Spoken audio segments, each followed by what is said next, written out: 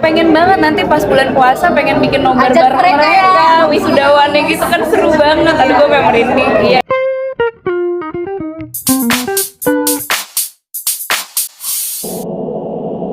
Pengalaman mungkin seperti apa sih yang gak akan pernah dilupain syuting di Bantar Gebang, makan tadi di tumpukan sampah kayak gitu kan, mungkin sebelumnya Kaca dan Kandi sendiri gak ngira gitu kayaknya gue gak akan kuat deh, tapi setelah dijalanin ternyata bisa juga ya.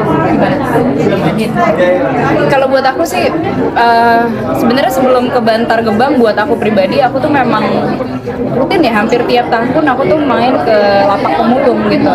Jadi Bantar Gebang mungkin adalah versi besarnya, Lapak Pemulung adalah versi kecilnya. Ya pasti kita juga ternganga-nganga ketika melihat Bantar Gebang dengan truk-truk, puluhan truk yang mengantri setiap menitnya untuk menyetorkan sampah dari Jabodetabek gitu ya. Dan ya miris karena oh ternyata ini ya gitu yang tempat pembuangan akhir dari sampah yang kita hasilkan setiap hari gitu. Jadi ada perasaan-perasaan mixed feeling yang seperti itu gitu. Selebihnya kalau misalnya kita harus makan di sana atau ngapa-ngapain di sana gitu ya, ke toiletnya atau apanya segala macam, buatku itu ya itu bagian dari hal atau pekerjaan yang kita lakukan sih. Maksudnya tidak hanya di Bantar Gebang, mungkin kayak sekalipun shoot yang di pasar atau di manapun di tempat yang mungkin orang tuh itu nggak enak gitu, tapi when it comes to pekerjaan kayaknya kalau buatku juga ya sama lah kayak di backstage tiba-tiba ada apalah segala macam ya akan kita kerjain anyway gitu, namanya juga kerjaan. Kalau Kaca pengalamannya gimana? Ya sama kayak Bandin, kita setiap hari ngeliat truk-truk yang datang tuh kayaknya aduh dia nggak bisa nggak datang aja ya, kayaknya udah banyak, udah numpuk gunung dan udah ditutupin kain hitam, kayak nggak ada solusinya. Malah ada truk-truk dari Australia juga, ada truk-truk dari negara lain, jadi Indonesia menampung sampah juga dari negara lain, jadi kayak agak miris sih sebenarnya. Apakah itu hal yang wajar, apakah itu hal yang sebenarnya bagus buat negara kita, aku juga nggak tahu. Tapi ya berharap sih mudah-mudahan hal ini bisa diperhatikan sama pemerintah untuk memperhatikan anak-anak yang hidup di lingkungan itu juga. Iya. Ini juga menarik, Mbak ternyata punya sekolah untuk pemulung juga ya? Iya betul.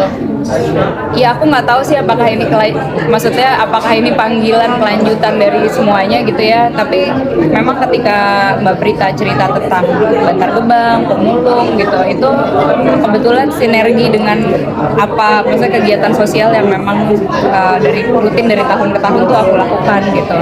Karena emang biasanya setiap bulan puasa atau ketika lagi ada peringatan apa ya kita biasa memang ada tempat-tempat lapak pemulung yang udah biasa didatangi. Tapi akhirnya di tahun lalu memutuskan untuk membuat sekolah khusus untuk anak pemulung. Sekarang ini udah masuk batch 2, mereka ujian gitu ya, nanti akan wisuda juga.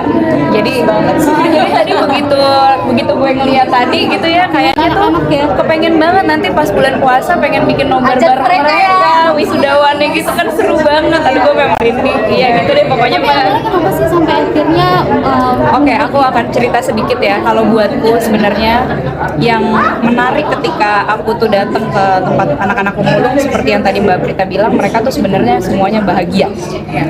Ya, atau juga mungkin kelihatannya bahagia gitu ya. Tapi mereka mungkin ya kita nggak tahu lah apa yang ada di balik itu gitu.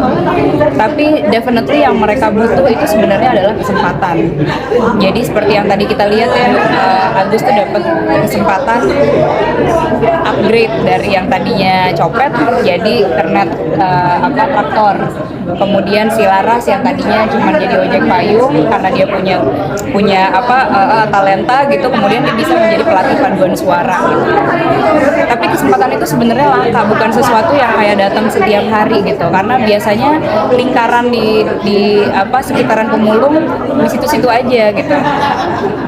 Anak yang lahir di situ mungkin jodohnya nggak jauh dari sekitar situ, anaknya lahir lagi di situ, ya di situ-situ aja, paling ya pindah-pindah tempat gitu ya. Nah jadi di sini aku tuh ingin sekali bisa memberikan mereka semacam kesempatan yang lebih ketika mereka bisa mengenyam pendidikan yang lebih formal dan lebih tinggi. Makanya sebagian penghasilan juga didedikasi untuk mereka. Iya betul.